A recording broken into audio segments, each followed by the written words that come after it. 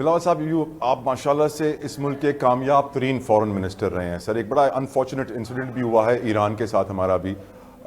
اس وقت ہم دیکھیں تو افغانستان ہم سے خوش نہیں ہے, ایران کے ساتھ ہماری ریلیشنز, انڈیا تو دشمن تھا ہی, ہمارے فورن ریلیشنز کیوں اتنی مشکل میں ہیں بلاول صاحب؟ بالکل آج کا جو کل کا جو واقعہ تھا یا آج کا جو واقعہ تھا اس کا ہم مزاحمت بھی کرتے ہیں.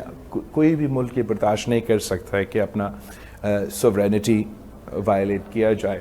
اور جب میں وزیر خارجہ تھا تو خاص طور پہ ایران کے ساتھ ہم نے انگیج کیا, ہمارا اچھا تعلقات بنے. جو کام 5-10 سال سے نہیں ہوا ہم نے وہ پھر سے شروع کیا. ہمارا بڑا ہائی لیول اور بڑا انٹریگیٹ انگیجمنٹس تھے ان کے ساتھ. اور جو سیکیورٹی چیلنجز دونوں پاکستان کو ایران کے لیے بھی جو سیکیورٹی چیلنجز تھے اور ہے ان پہ ہمارا بہت بات چیت ہوا. ہم نے تو ایک پورا میکنزم بنایا کہ ہم کیسے ان چیلنجز کا مقابلہ کر سکیں.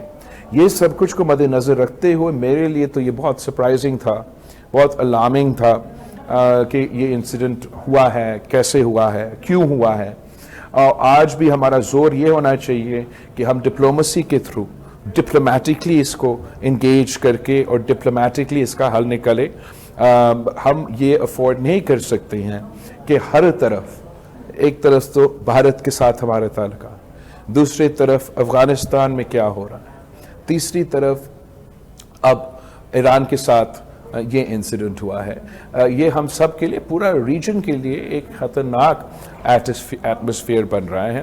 اگر ہمیں موقع ملتا تو ہمارا کوشش یہ ہوگا کہ ہم اپنے تمام نیبرز کے ساتھ وہ ریلیشن شپ رکھے جس سے ہمارا عوام کو فائدہ ہو, ہمارا عوام کاروبار کر سکے, ان کو معاشی طور پہ فائدہ ہو, ہمارا کنیکٹیوٹی ہو. کوئی آج کل جو ہے نا ملک اکیلے ترقی نہیں کرتے, پورے کے پورے ریجنز ترقی کرتے ہیں. اور ہمارے ہاں جتنا پوٹینشل ہے کہ ایک طرف آپ کا سی پیک چلتا آ رہا ہے جو چین اور سینٹرل ایشیا کو کور کرتا ہے, دوسری طرف بھارت ہے. Just look at the population of India and the population of Pakistan. ہمارے درمیان کاروبار نہیں ہو رہا ہے, آج نہیں تو کل کسی دن تو یہ جب ہوگا. The largest populations will be when we're trading amongst ourselves, تو ضرور یہ بھارت کے بھی معیشت کے لیے فائدہ مند ہوگا, یہ پاکستان کی معیشت کے لیے بھی. آپ پرائم منسٹر بنے تو یہ ہوگا؟ صرف اس سے تو نہیں بنے گا. ہمارا کوشش یہ ہوگا کہ ہم مل کے اس بات پہ زور دیں کہ پاکستان کا بھی دہشت گردی کے مسئلے ہیں, بھارت کا بھی دہشت گردی کے مسئلے ہیں, کشمیر کا مسئلہ ہم دونوں کے لیے بہت اہم ایشو ہے. تو ہم مل کے ان ایشوز کا حل نکالیں تاکہ ہم اپنے عوام کے لیے, عوام کے مسائل میں کمی لے کر آئے, اضافہ نہ کریں. ساتھ ساتھ افغانستان میں ایک اب حقیقت موجود ہے, آپ پسند کریں یا نہ کریں, دہشت گردی کو اپنا ریڈ لائن کھینچ کے وہاں بھی انگیجمنٹ کی ضرورت ہے. ان کا قصور نہیں ہے کہ ہم نے دعوت دیا تھا تحریک طالبان پاکستان کو کہ آئے پاکستان میں آپ قیام کریں, آئے فاٹا میں آ کے قیام ہو, آئے کراچی میں آ کے آپ اپنا گھر بنائیں.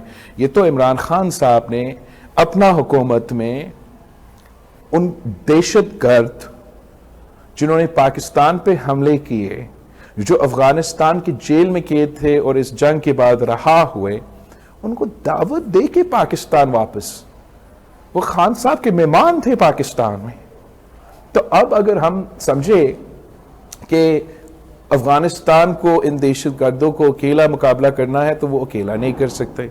نہ ان کے پاس وہ فوج ہے, نہ ان کے پاس وہ کیپیسٹی ہے کہ اگر وہ ان کا نیت بھی ہوتا وہ کیپیسٹی نہیں ہے کہ وہ کام کرے. تو ڈپلومیٹکلی ہم نے ان کے ساتھ انگیج کرنا ہے اور ہم نے مل کے اس مسئلہ کا مقابلہ کرنا. اس لیے ہمارا فائدہ میں ہے, افغانستان کے فائدہ میں ہے کہ ہمارا اگر دہشت گردی نہیں ہوگا تو ان کا بھی معاشی ترقی ہوگا. پاکستان کا سب سے زیادہ پختونخوا کا جو معاشی ترقی ہوگا وہ اس کا مثال نہیں ملا ہے پاکستان کی تاریخ میں. آخر راہ ہمارا ایران, وہاں بھی میرا امید یہی ہوگا کہ ہم مل کے اس میں انگیج کر کے اس کا حل نکال سکیں گے. ایران کو معلوم ہے کہ پاکستان کے پاس وہ تمام ہمارے پاس اختیار ہے، ہتھیار ہیں، سب کچھ ہے کہ ہم اپنا دفاع کر سکتے ہیں، اپنا دفاع کرنا جانتے ہیں. آئی جسٹ ہوپ کہ اس نہج پہ نہیں پہنچ سکے کہ ہمیں آئی فار این آئی کھیلنا پڑے. ہمیں انگیج کرنا چاہیے مل کے، جو ان کی شکایت ہیں، جو ہماری شکایت ہے، ان کو درست کرنا چاہیے.